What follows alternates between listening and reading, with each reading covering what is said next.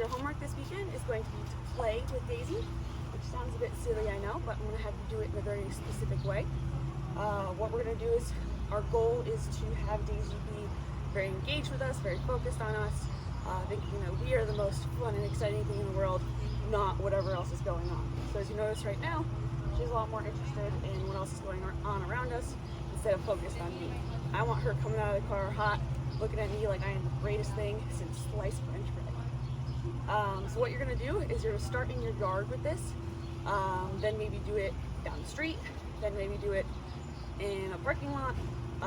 Don't move on to a harder spot until she's paying good attention to you in that lesser distraction area. So this weekend you might only get to working a little bit down the street, or maybe at the middle school parking lot while it's empty, and that's perfectly fine.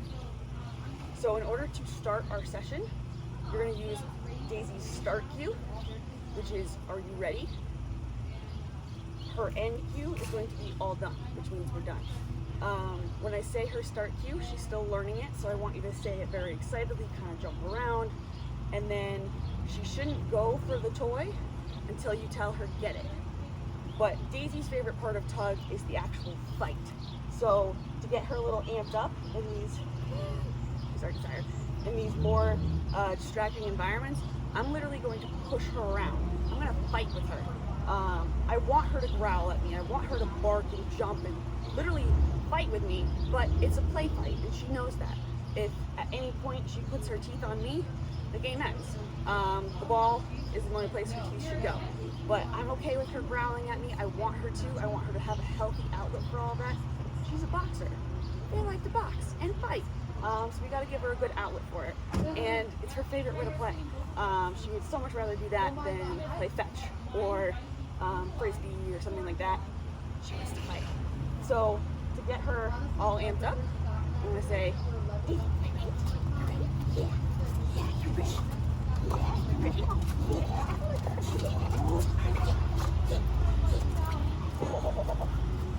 So if at any point she disengages like that, I'm going to tell her all done. I'm going to put her back in the car, back in the house, right into her crate. Daisy, crate. Good girl. And I'm just going to have her sit there for a minute or two. She has a very different sense of time than we do. Don't stand right in front of her crate. Leave her for a minute or two. Let her catch her breath. But basically, we are using the punishment of you're missing out. If you didn't want to play with me, you can go sit in your crate. And let me tell you, it's not nearly as fun as playing with me. When you go out to play with her, I want you to be the one thing she's focused on. You are playing with her. You're dedicating that time. If she doesn't want to play with you, you can go sit inside, and that's no fun. The next time you do that, she's going to come out a lot hotter, a lot more excited, a lot more interested in you. She just missed out. I like to compare it as my parents always did the don't make me turn this car around as their threat or punishment if we were messing around in the car on our way to someplace fun with all of my siblings. And they followed through. All it took was one time. I think we were on the way to like Flossie or something, some kind of amusement park. My siblings were messing around in the car. Dad said, don't make me turn this car around. They didn't stop. We literally went home and didn't go to Quasi. And that was awful. I think they put us to work too, chopping wood. So the FOMO is real, and it's actually a real punishment. So we're gonna bring Daisy back out. And this time, I want her to engage a lot more with me. She's also very tired because we've done this a couple times. So she shouldn't get the ball until I tell her to get it. Like I said, mess around there, push with her, push her around. And then if you need a break, tell her drop it, which means she should drop it and leave it, and shouldn't go after it until you tell her get it again. So it's kind of like a pause, breather for both of you, because she will tire out. We will tire out much faster than she will. So I'm gonna take Daisy out. We're gonna try it again. You can let her win a little bit with the tug, play a little bit of chase. She really likes the game of like, I'm gonna get it, I'm gonna get it.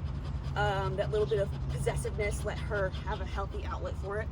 All right, so we're gonna get Daisy back out. 3 days. Good girl. I'm gonna start the game. Daisy, you ready? Are you ready? Yeah, yeah, you're ready.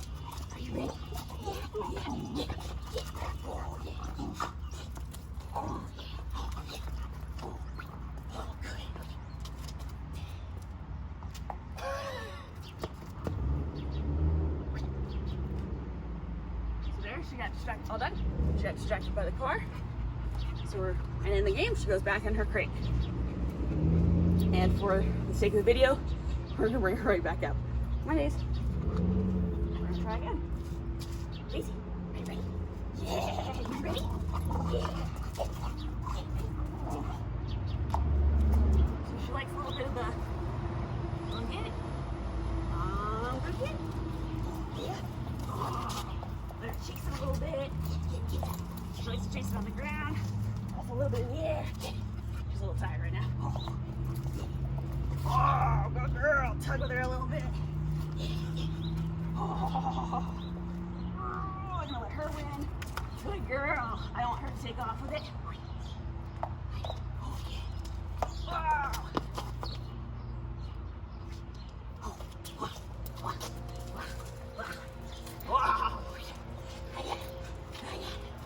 Drop. Good girl. If she doesn't drop it, you can just use the leash, use a little bit of upwards pressure until she does drop it. She's pretty good at it. Good girl. It's kind of like our pause. Game's not done, but taking a breather. Good girl, Days.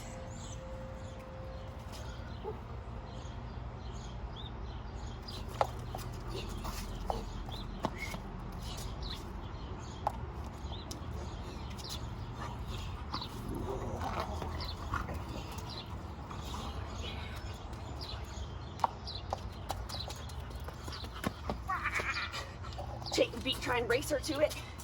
Make her work for it.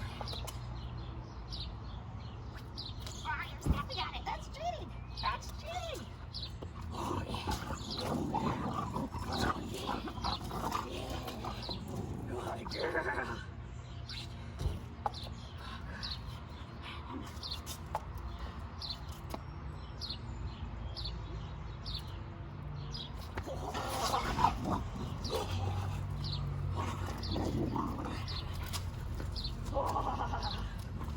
Alright, well done.